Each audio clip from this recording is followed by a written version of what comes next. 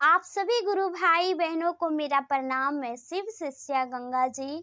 गुरु भाई बहन, आज हम बहुत ही सुंदर शिव गुरु महादेव का चर्चा कथा लेके आई हूँ।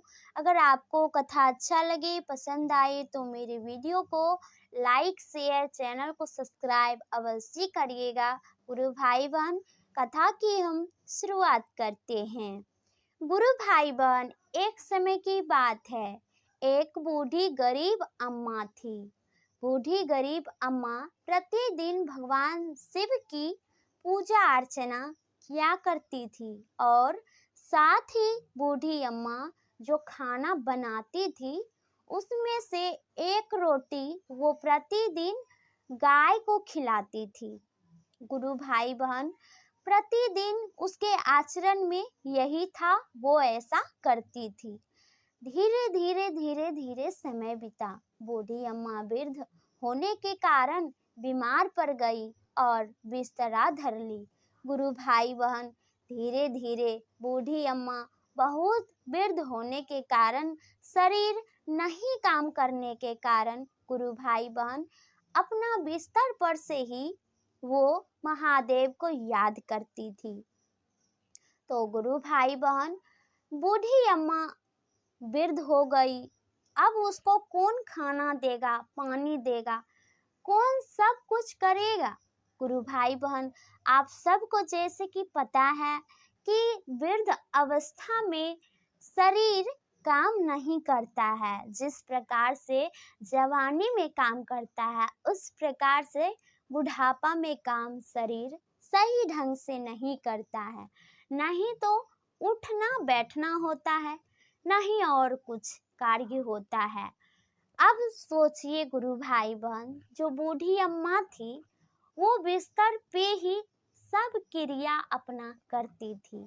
धीरे धीरे इस प्रकार से करते करते वो बेचारी एक दिन मर गई।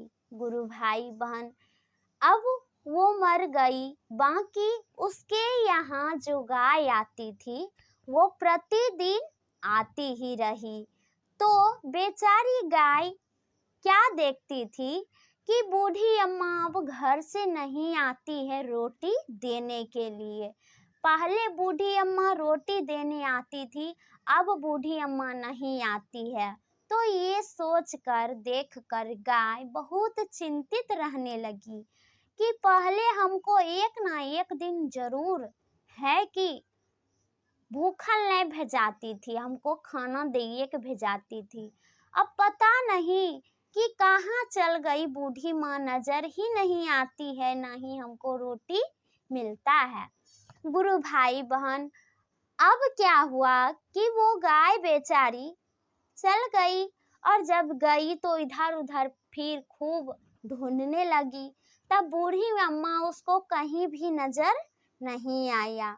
गुरु भाई बहन, जब नहीं नजर आया तो बेचारी गाय शिवलिंग, महादेव के शिवलिंग के पास गई और महादेव से कहती है कि हे भोलेनाथ, हे शिव गुरु हमारे, बूढ़ी माँ प्रतिदिन आपकी भक्ति आराधना करती थी और साथ ही मुझे एक रोटी वो खिलाती थी।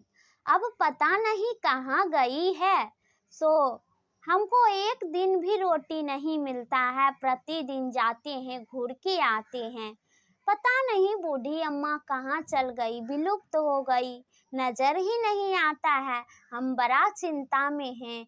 हे शिव गुरु, क्या हो गया बूढ़ी अम्मा के पास?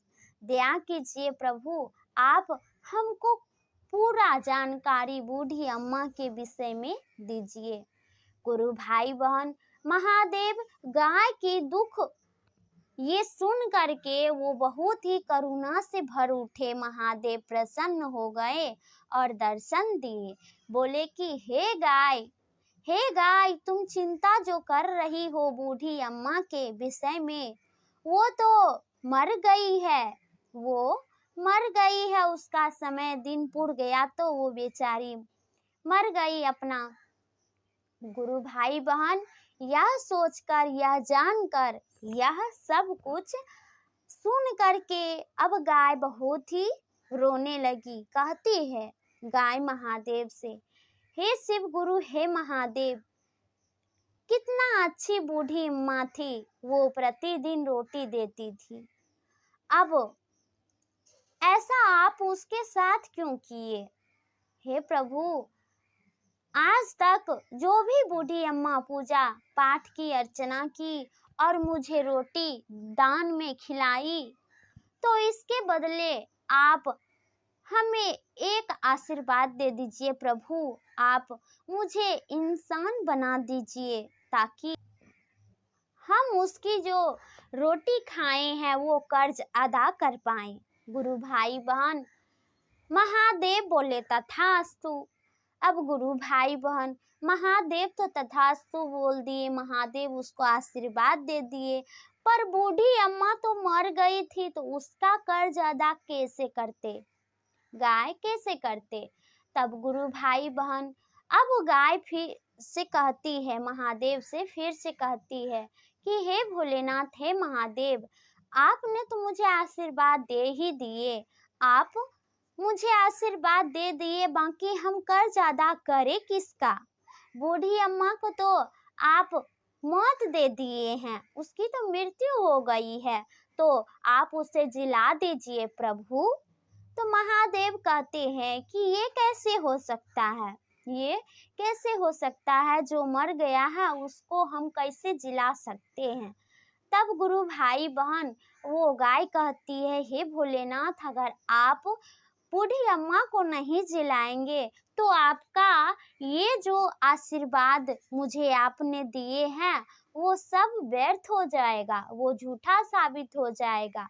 तब गुरु भाई बहन महादेव सोचे विचारे और तब जाकर के बूढ़ी अम्मा को फिर जीवित कर दिए। जब जीवित कर दिए गुरु भाई बहन, तब गाय बेचारी अब महादेव के आशीर्वाद से एक अच्छा युवक बन गया, एक युवक बन गया। गुरु भाई बहन महादेव के सब आशीर्वाद और चमत्कार था, तो गुरु भाई बहन अब वो गाय बेचारी जो युवक बन गया था वो चल गया बूढ़ी अम्मा के पास। बूढ़ी अम्मा जब जीवित हो उठी तो अब गाय जो थी बेचारी वो युवक बनने के कारण खूब बूढ़ी अम्मा की सेवा सत्कार सब कुछ करने लगे और बूढ़ी अम्मा के बेटे के रूप में वो हाजिर हो गए, उसको प्राप्त हुए। बूढ़ी अम्मा को बेटे के रूप में वो गाय बेचारी युवक के रूप में प्राप्त हुए। तो गुरु भाई बहन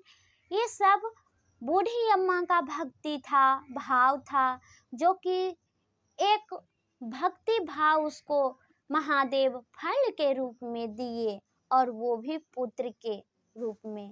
तो गुरु भाई बहन अब बूढ़ी अम्मा और उसका जो पुत्र बन गया गाय, सब मिलके भगवान शिव की पूजा भक्ति आराधना करने लगे। तो गुरु भाई बहन देखिए कि भक्ति भाव आराधना जो हम सब करते हैं वो महादेव किसी भी रूप में हमको उसका फल दे सकते हैं। इसलिए से कि फल किस रूप में आपको मिलेगा ये कोई सुनिश्चित नहीं है। भगवान भाव के भूखे होते हैं और भक्ति के। इसलिए से जो भगवान शिव की भक्ति आराधना करते हैं, चर्चा भजन करते हैं, तो महादेव उसको फल की प्राप्ति अवश्य देते हैं, मन वांछित इच्छा की प्राप्ति देते हैं। तो गुरु भाई बहन उम्मीद करते हैं इस कथा के माध्यम से आपको नई सीख और जानकारी मिली होगी। जय शिव गुरु, जय महादेव।